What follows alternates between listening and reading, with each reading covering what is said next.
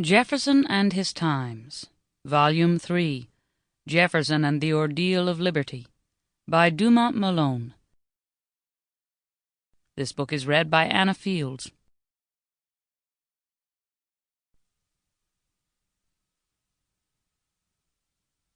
This work as a whole is for Elizabeth Gifford Malone. This volume is for my fellow directors of the Thomas Jefferson Memorial Foundation. Introduction. This volume is the third in the series which began with Jefferson the Virginian and was continued with Jefferson and the Rights of Man. Each volume is a unit in itself and can stand alone, which is fortunate in view of the years that have intervened between them. The lapse of time between the second of these books and the present one has turned out to be much greater than I had anticipated. No explanation of this delay need be given here beyond the statement that by force of circumstances I had to devote myself to other things for an unconscionable time, and that when I was enabled to concentrate on this work as my major task, it proved to be considerably more difficult than I had expected.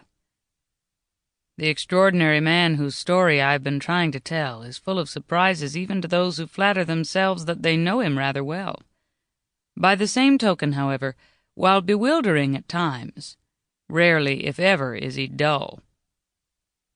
In the last volume we left him at the end of the year 1792, still Secretary of State under George Washington, who had recently been unanimously re-elected President, to nobody's surprise.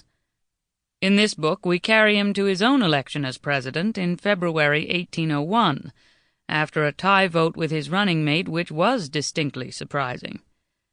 Thus the present volume covers almost the same amount of time as its immediate predecessor, but since Jefferson was in retirement during more than 3 years of this period, and his own papers are less numerous than in the years covered by Jefferson and the Rights of Man, I not unnaturally assumed that this would be a shorter book.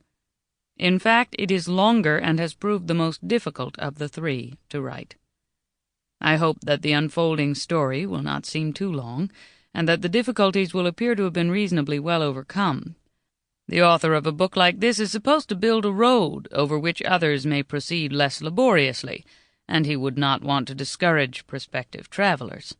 Nor should he seek to anticipate their individual judgments, which may not, and certainly need not, coincide with his own. Yet he may be permitted to say something of the terrain over which he himself has passed, with necessarily slow step, of the weather he encountered, and of the bearing of his distinguished companion. Sample complete. Ready to continue?